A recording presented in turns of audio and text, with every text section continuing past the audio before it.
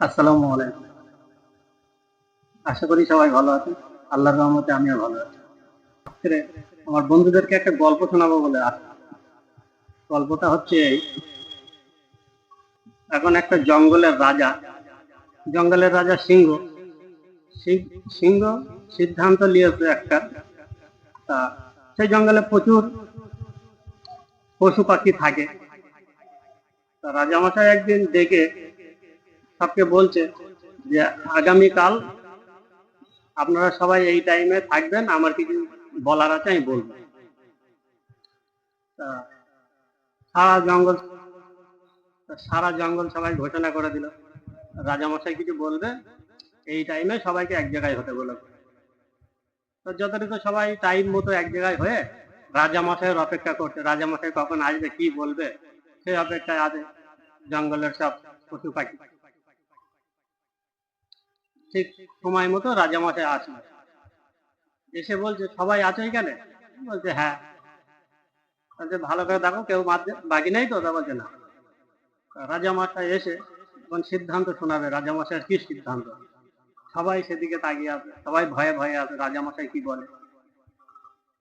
এখন সবাই বসে আছে, রাজামশাই ওনার সিদ্ধান্ত শোনাচ্ছে যে আমি সিদ্ধান্ত নিয়েছি আমার জঙ্গলে সবচেয়ে কালো যে প্রাণী আছে তাকে আমি আমার জঙ্গলে রাখবো না, তাকে আমি এই জঙ্গল থেকে তাড়িয়ে দেবো।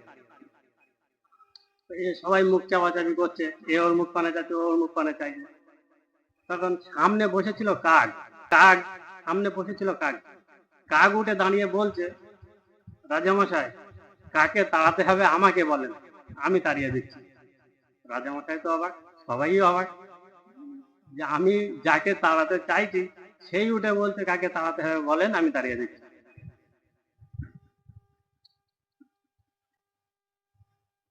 আপনারা কমেন্টে জানাবেন রাজামশাই কাকে তাড়াবে। একটা জঙ্গলে কাক যদি উঠে বলে যে আমি কাকে তাড়াতে হবে আমাকে বলেন, আমি তাড়িয়ে দিচ্ছি, তাহলে কাকে তাড়ানো যায়?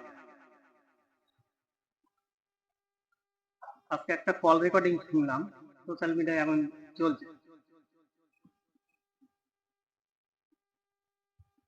এক ব্যক্তি যাকে তাকে আপনাদের দুশ্মন, আপনাদের শত্রু এরকম বলে প্রচার করছিল। এখন দেখি তাকেই নিজেকে ফোন করে বলতে, চাচা যান আপনি বলতে চাননি, আমি বুঝতে পারছি, শয়তানেরা আপনাকে দিয়ে বলিয়েছে। আবার কোনো চাচা জানের কাছে গিয়ে, চাচা যান আপনি একটু বলেন না, আপনার ভাইপো যেন আমার নাম না ধরে বলে। ঠিক বিষয়টা তেমন, এ খারাপ ও খারাপ সে খারাপ করতে করতে এখন দেখা যাচ্ছে তাকেই লিখছে না, সেই জোর করে করে আছে, ফোন করে করে আমি আপনাদের প্রিয় মানুষ, আমি আপনাদের সাথে আছি। আবার ও চাচা জানের কাছে গিয়ে আপনার ভাইপো এরকম নাম ধরে বলছে, আপনি একটু দেখেন যেন নাম ধরে না বলে।